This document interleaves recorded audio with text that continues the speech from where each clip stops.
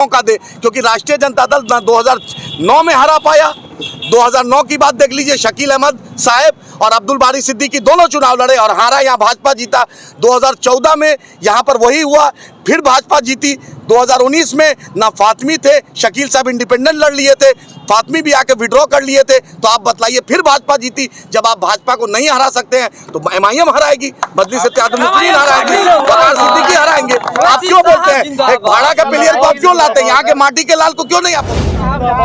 एकदम ओवैसी साहब आ रहे हैं 13 तारीख है, 15 तारीख को ओवैसी साहब का सभा यहाँ लग रहा है, वारिस पठान साहब का लगेगा, अकबर ओवैसी साहब का 18 तारीख को सभा लगेगा, इम्तियाज जलील साहब का, अख्तर उल ईमान साहब का लगेगा। जितने भी पार्टी के जो स्टार प्रचारक है इंशाअल्लाह ताला 2 शिफ्ट में आएंगे, 15 को भी आएंगे और आखिरी दिन जो कैंपेन का आखिरी रहेगा उस दिन भी अकबर साहब, बैरिस्टर साहब इंशाअल्लाह दोनों में से कोई।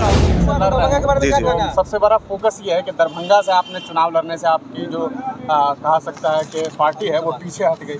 यहाँ से फातमी साहब चुनाव लड़ रहे हैं चूँकि एक मुस्लिम कैंडिडेट हैं, उसके बाद AIMM ने फैसला ले लिया यहाँ से लड़ने का, झंझारपुर से आप चुनाव नहीं लड़ रहे हैं। ऐसे में तो आपका यकीनन जो समाज के जो लोग हैं उनके बीच में यही मैसेज जाने वाला है कि आप मुसलमान के वोट की सेंधमारी करने के लिए यहाँ। अच्छा, मैं इसका जवाब मैंने पहले दे दिया है कि फातमी साहब दुख सुख में नहीं खड़े रहे। फातमी साहब दरभंगा से बोरो प्लेयर यहाँ आए हैं, वकार सिद्दीकी साहब हाफिज साद के घर में गया, चेतन शर्मा ने बिस्पी में जिसको गोली मारा यही वकार साहब गए, वही MIM का लोग गया। इसको टेरर हब बना दिया गया। जब मिथिलांचल को, मधुबनी को शकील साहब केंद्र में गृह मंत्री थे, कभी नहीं पूछा उन्होंने।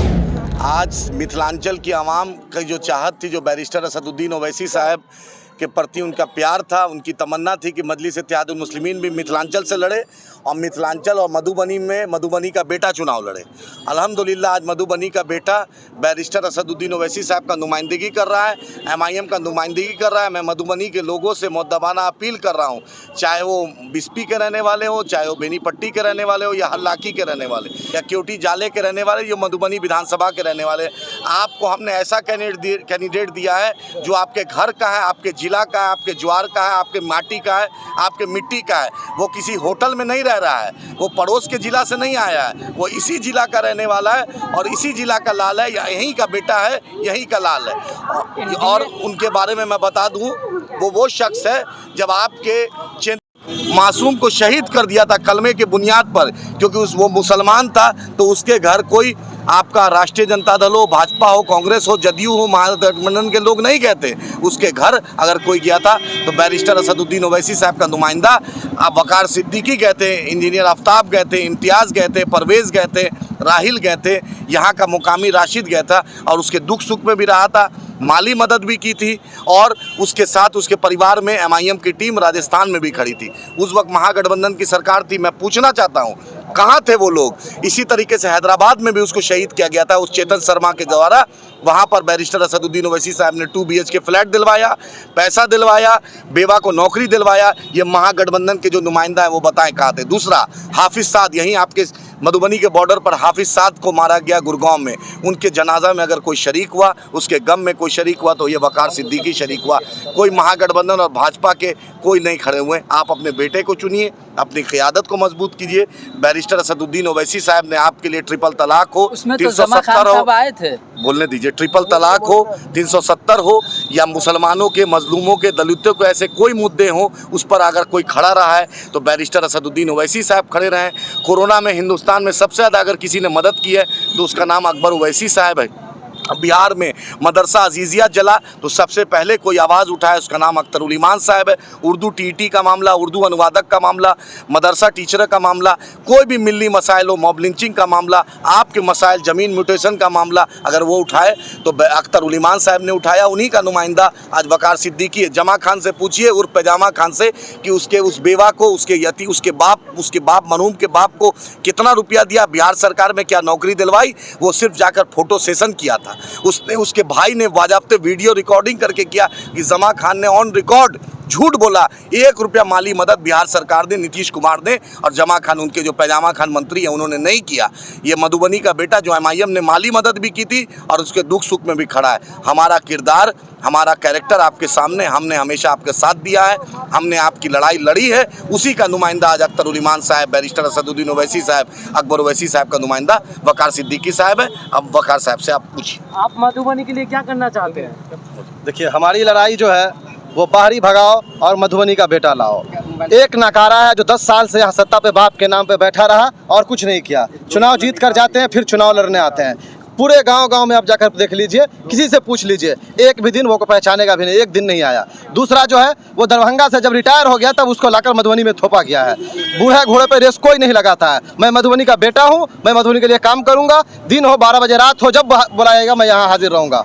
अगर उसको बुलाएगा तो वो कहाँ रहेगा पता नहीं, दिल्ली हो कि पटना हो कि दरभंगा हो। इसलिए मैं यहाँ के आवाम से गुजारिश करता हूँ कि आप मधुबनी के बेटा को चुनिए और एक बार असदुद्दीन ओवैसी साहब को, अख्तर उल ईमान साहब के हाथ को मजबूत कीजिए और पतंग के छाप पर वोट दीजिए। आपका क्या विकास का क्या मुद्दा है आपका? आप क्या करिएगा यहाँ के जीतने के बाद? मधुबनी का रोड बहुत खराब है, स्टेडियम बहुत खराब है, बहुत कोई नेता नहीं बनवा पाता। बहुत अच्छा सवाल आप किए हैं कि स्टेडियम के सामने जो है भाई बहुत टाइम से स्टेडियम के सामने जो है रोड जो है और स्टेडियम जो उसके सामने राजद का सांसद का घर है। रोड के इस तरफ स्टेडियम है और रोड के इस तरफ सांसद का घर है। लेकिन सांसद महोदय को 10 साल 20 एमएलए भी रहे, लेकिन इतना भी नहीं हुआ कि वो अपने सामने की सड़क बनवा सके, स्टेडियम बनवा सके। अगर हम यहाँ से आते हैं तो स्टेडियम भी बनवाएंगे, सड़क भी बनवाएंगे और बाढ़ का जो समस्या है, यहाँ का जो सबसे पलायन का मुद्दा है, वो सब हम दूर करने का काम करें। वकार साहब, ऐसी क्या मजबूरी रही होगी कि AIMM ने ये फैसला अचानक से देर रात लिया कि वकार साहब चुनाव लड़ रहे हैं? कई सारे कैंडिडेट की तस्वीरें सामने आ रही थी कि ये हो सकते हैं, वो हो सकते हैं, अचानक से आप कैंडिडेट बने। नहीं, हमारे प्रदेश अध्यक्ष और जनरल सेक्रेटरी इंजीनियर आफ्ताब साहब, अख्तर उल ईमान साहब, आदिल हसन साहब तकरीबन चुनाव से पहले ही ऐलान किए थे कि मधुबनी से चुनाव लड़ेंगे। बहुत सारे कैंडिडेट थे, उस पर नाम जो है कई सारा था, हैदराबाद गया था, वहाँ से हमारे नाम पर जो है मुहर लगी, इसलिए हम यहाँ से कैंडिडेट। सबसे बड़ा फोकस ये है कि दरभंगा से आपने चुनाव लड़ने से आपकी जो कहा सकता है कि पार्टी है वो पीछे हट गई। यहाँ से फातमी साहब चुनाव लड़ रहे हैं, चूँकि एक मुस्लिम कैंडिडेट हैं। उसके बाद AIMM ने फैसला ले लिया यहाँ से लड़ने का, झंझारपुर से आप चुनाव नहीं लड़ रहे हैं। ऐसे में तो आपका यकीनन जो समाज के जो लोग हैं उनके बीच में यही मैसेज जाने वाला है कि आप मुसलमान के वोट की सेंधमारी करने के लिए यहाँ। अच्छा, मैं इसका जवाब मैंने पहले दे दिया है कि फातमी साहब दुख सुख में नहीं खड़े रहे। फातमी साहब दरभंगा से बोरो प्लेयर यहाँ आए हैं। वकार सिद्दीकी साहब हाफिज साद के घर में गया। चेतन शर्मा ने बिस्पी में जिसको गोली मारा, यही वकार साहब गए, वही MIM का लोग गया। इसको टेरर हब बना दिया गया। जब मिथिलांचल को, मधुबनी को शकील साहब केंद्र में गृह मंत्री थे, कभी नहीं पूछा उन्होंने। इसको दूसरा आजमगढ़ बनाया गया, कोई नहीं पूछा। जो भी मुद्दे हैं, अगर उस पर सबसे ज़्यादा खड़ा हुआ तो मजलिस इत्तेहादुल मुस्लिमीन खड़ा हुआ। हमने अररिया में शहनवाज लड़ रहे थे, हमने शहनवाज को मौका दिया कि तुम लड़ो। जहाँ पर हम लड़ रहे हैं, यहाँ का बेटा लड़ रहा है, फातमी साहब फैसला करे, राष्ट्रीय जनता दल फैसला करे कि वहाँ से विड्रॉ कर ले, वो वकार को मौका दे। क्योंकि राष्ट्रीय जनता दल 2009 में हरा पाया। 2009 की बात देख लीजिए, शकील अहमद साहब और अब्दुल बारी सिद्दीकी दोनों चुनाव लड़े और हारा, यहाँ भाजपा जीता। 2014 में यहाँ पर वही हुआ, फिर भाजपा जीती। 2019 में ना फातमी थे, शकील साहब इंडिपेंडेंट लड़ लिए थे, फातमी भी आके विड्रॉ कर लिए थे। तो आप बतलाइए, फिर भाजपा जीती। जब आप भाजपा को नहीं हरा सकते हैं तो MIM हराएगी, मजलिस इत्तेहादुल मुस्लिमीन हराएगी, वकार सिद्दीकी हराएंगे। आप क्यों बोलते हैं एक भाड़ा का प्लेयर को? आप क्यों लाते हैं? यहाँ के माटी के लाल को क्यों नहीं आप बोलते? बतलाए फातमी साहब मधुबनी के लिए क्या किए हैं, उनका क्या विजन है, पूछिए उनसे। सर, आपका लड़ाई किन से, NDA से है या इंडिया? मेरी लड़ाई डायरेक्ट भाजपा से है, क्योंकि सब जनता ने ठान लिया है। फातमी साहब यहाँ के बोरो प्लेयर है, उनको यहाँ के पंचायत का भी नाम पता नहीं, यहाँ के ब्लॉक का भी नाम पता नहीं, लेकिन जाकर मकिया हो, रानी हो या हरलाकी हो या बिस्पी हो, क्योटी हो, जाले हो, ये इस मिट्टी का लाल है। वकार को एक एक एड्रेस पता है, एक एक जगह पता है। जो माटी का लाल, जब युवाओं में एक तमन्ना थी कि यहाँ के बेटे को टिकट दिया जाए तो भाड़ा का प्लेयर को क्यों लिया जाए? बतलाए फातमी साहब, बतलाए फातमी साहब का जिस दिन चुनाव होगा, फातमी साहब या अशोक यादव बतलाएं कहाँ वोट देंगे? वकार सिद्दीकी यही वोट देगा। इन लोग बतलाएं कि इन लोग कहाँ वोट देंगे। भाड़ा का प्लेयर चाहिए कि आपको अपना प्लेयर चाहिए? मधुबनी के अवाम का फैसला, यही गुजारिश करने आए हैं कि आप अपना बताइए। देखिए अल्लाह ने नूरानी चेहरा दिया है। ना फातमी साहब ना अशोक जी इससे दौड़ सकते हैं। ना भाग सकते हैं, ना कसरत में भी फरिया सकते हैं, ना अंग्रेजी हिंदी में बात कर सकते हैं। फातमी साहब सुबह में 11 बजे उठेंगे, रात 2 बजे तक चाय की चुस्की चलती है। अशोक यादव को ना मुसलमानों से मतलब है, ना यहाँ के हिंदू भाई से मतलब है, उनको तो नरेंद्र मोदी का जुमला से मतलब है। तो जो बेटा काम करेगा उसको मौका आप दीजिए। ये खुशी 4 जून तक बाकी रहेगी? ये खुशी अल्लाह ने चाहा इंशाअल्लाह ताला इस बार मजलिस इत्तेहादुल मुस्लिमीन बैरिस्टर असदुद्दीन ओवैसी साहब के साथ, इम्तियाज जलील साहब के साथ, अख्तर उल ईमान साहब के साथ, यहाँ का बेटा, यहाँ का लाल, आपका भाई, इस मिट्टी का लाल युवा इंशाअल्लाह वकार सिद्दीकी साहब भी जाएंगे। ये यहाँ के वोट में उतना दम है। मधुबनी पूरे भारत में, मिथिलांचल में, पूरे भारत में मधुबनी में सबसे ज़्यादा शिक्षित लोग हैं, पढ़े लिखे लोग हैं, कामयाब लोग हैं। अगर मखाना यहाँ का फेमस, यहाँ का पाक फेमस, यहाँ का मछली फेमस, उसी तरह कामयाब कीजिएगा तो वकार सिद्दीकी भी उतने ही फेमस होंगे, आपके लिए खड़े रहेंगे। आज युवाओं की पुकार है कि वकार सिद्दीकी कामयाब हो। एकदम ओवैसी साहब आ रहे हैं 13 तारीख या 15 तारीख को ओवैसी साहब का सभा यहाँ लग रहा है, वारिस पठान साहब का लगेगा, अकबर ओवैसी साहब का 18 तारीख को सभा लगेगा, इम्तियाज जलील साहब का, अख्तर उल ईमान साहब का लगेगा। जितने भी पार्टी के जो स्टार प्रचारक है इंशाअल्लाह ताला 2 शिफ्ट में आएंगे, 15 को भी आएंगे और आखिरी दिन जो कैंपेन का आखिरी रहेगा उस दिन भी अकबर साहब, बैरिस्टर साहब इंशाल्लाह दोनों में से कोई आएंगे। पार्टी जिंदाबाद। आप पूछिए, आप इस फातमी साहब से पूछिए जो HRD मिनिस्टर थे, अलीगढ़ मुस्लिम यूनिवर्सिटी 10 साल UPA सरकार रही, किशनगंज में AMU किशनगंज सेंटर में 1 रुपया क्यों नहीं आज तक मिला?